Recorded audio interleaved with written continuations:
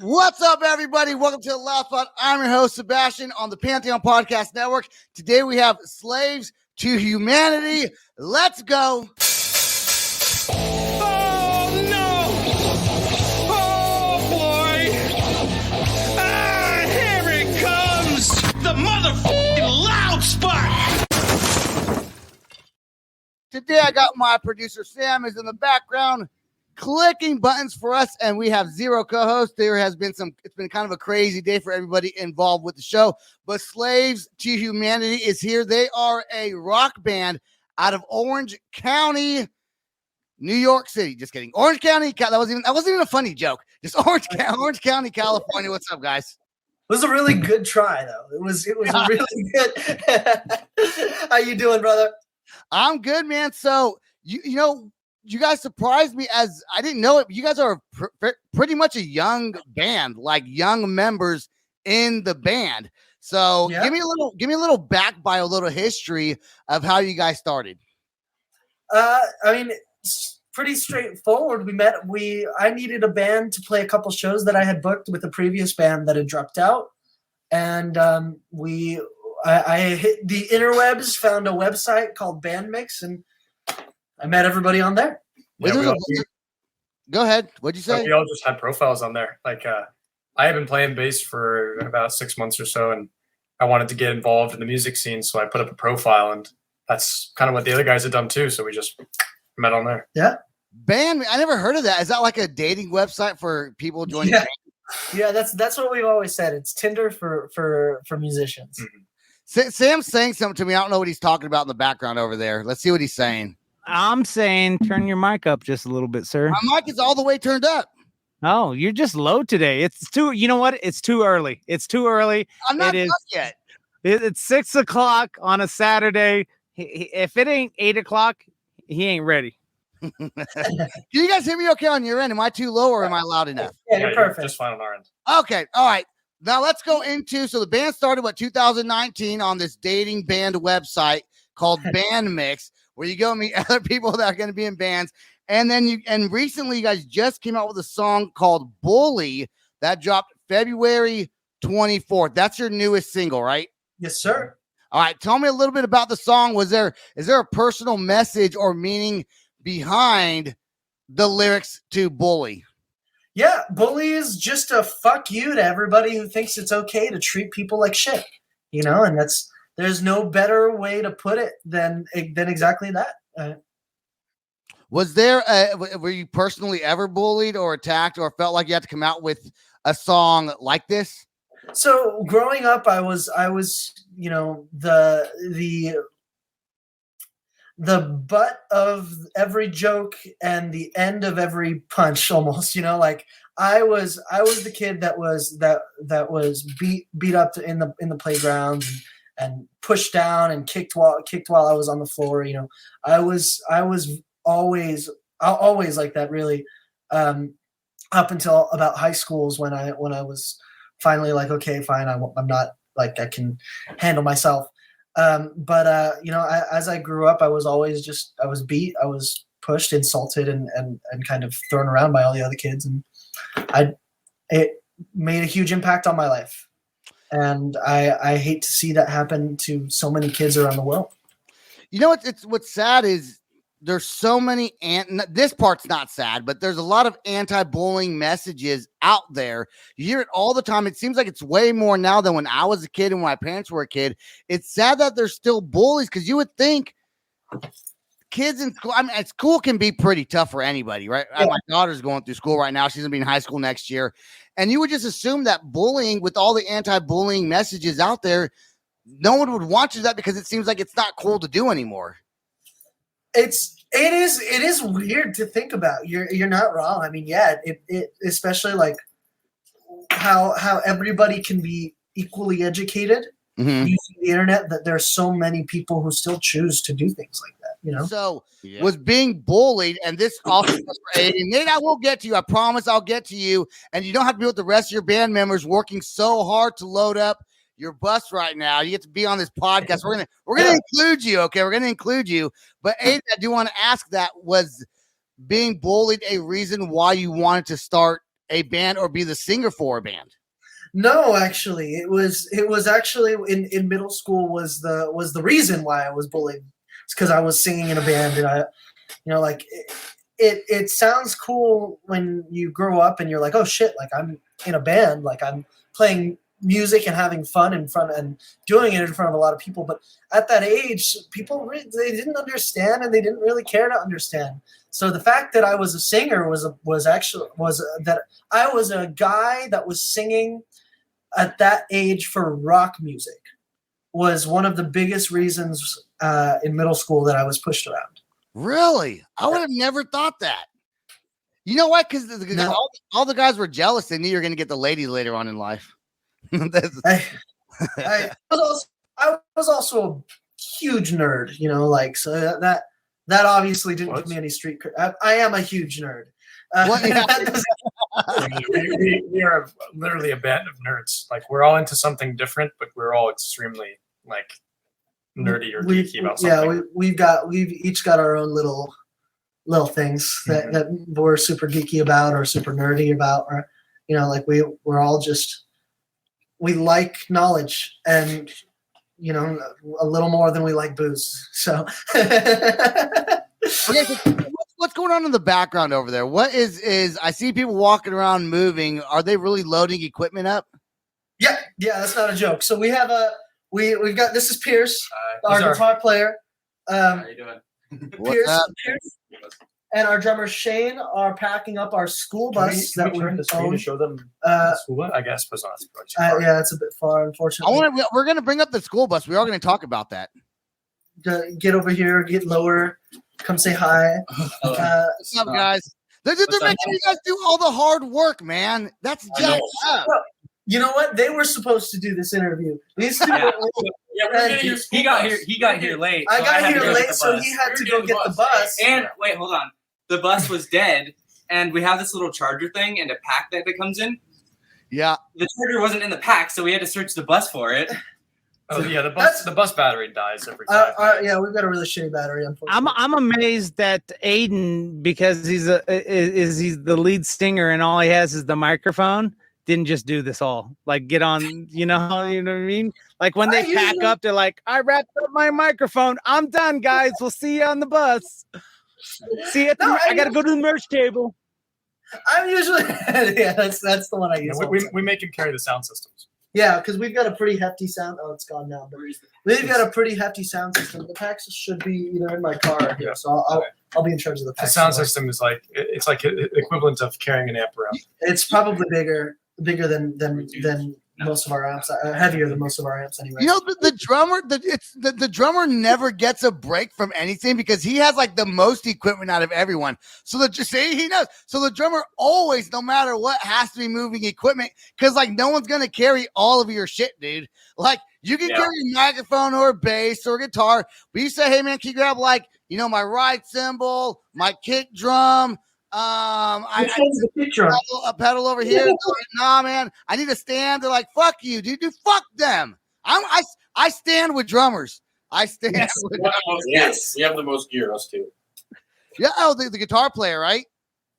Yeah. We got the bass player over here and the fucking singer, the two laziest motherfuckers. Damn right. That's why we're here.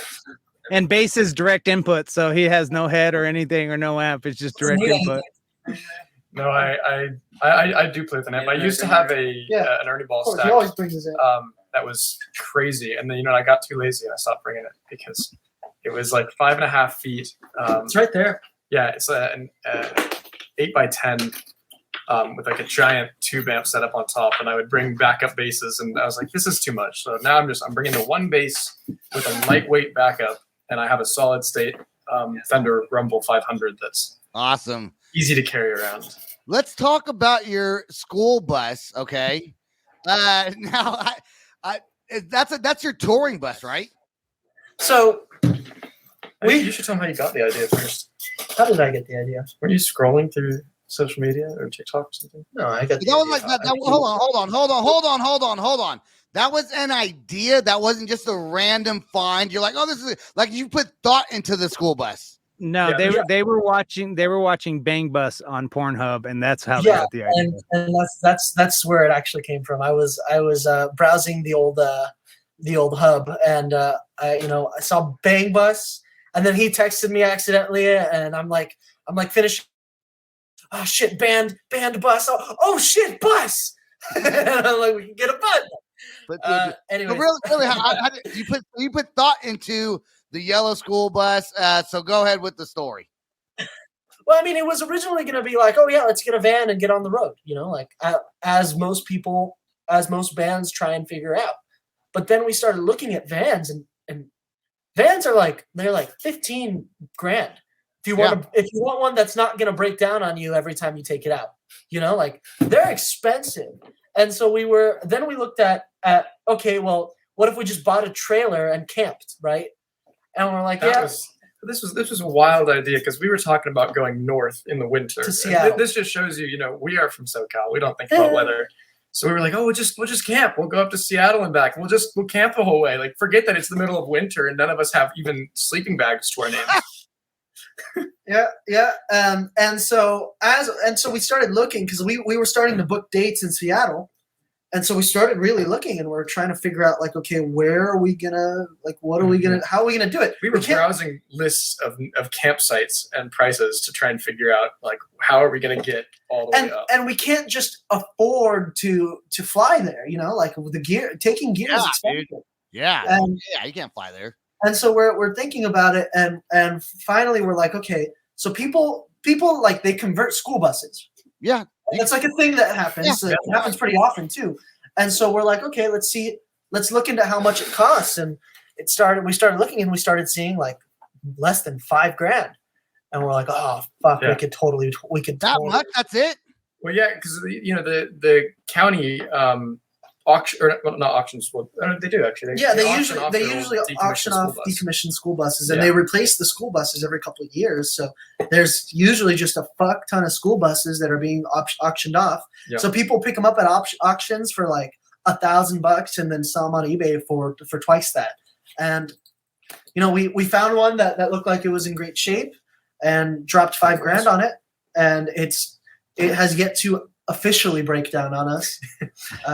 We had a coolant fly off on the highway, and our coolant leaked out onto the freeway. That happened, but that was just because the cap was damaged a little bit. So all we had to do was replace a $12 cap. No major repairs. I mean, technically the battery is dead, and has been dead. It was dead before we went to Seattle. As long as you can start it, you can get to where you need to go. Well, that's a little. We're usually able to start it. Can we start it? We can. But not always. It's a miracle we made it to Seattle and back, because it was dead long. It was dead when we bought it. I mean, it's been long dead before we went to Seattle. But we have this little charge pack that we keep. So we have a solar panel on top of the bus. Don't most people that convert them to live in it and not necessarily travel maybe there's a reason for that. Well, no, actually, people who convert it because they want to travel, but they don't want to have to pay for hotel fees. Oh, see, I was thinking tiny house living, but yeah. There's a lot of people who do it for that too, but I mean, majority of people try and do it for RV stuff. Oh, yeah, that does make more sense. It's called schoolie living. That's what it's called. Yes, it has a niche. Yeah, I'm learning something new right now. I know. We bought it, and all we had to do was figure out how to build it, and it took us maybe a month to finish it, but within a couple days, really, to just pull out the inside and completely rebuild it from scratch. And so it can comfortably sleep all of us. It looks pretty good on the inside. It looks nice on the inside. God, I want to check. Damn, too bad. I bet your Wi-Fi is probably really bad out there. I would love to see that. But here's what we're gonna do. We do got to take a quick break from our advertisers, and then we'll be right back with you guys, Slaves to Humanity, and then we're gonna play a music video when we come back also. So stay right there. And here's a quick break from one of our advertisers.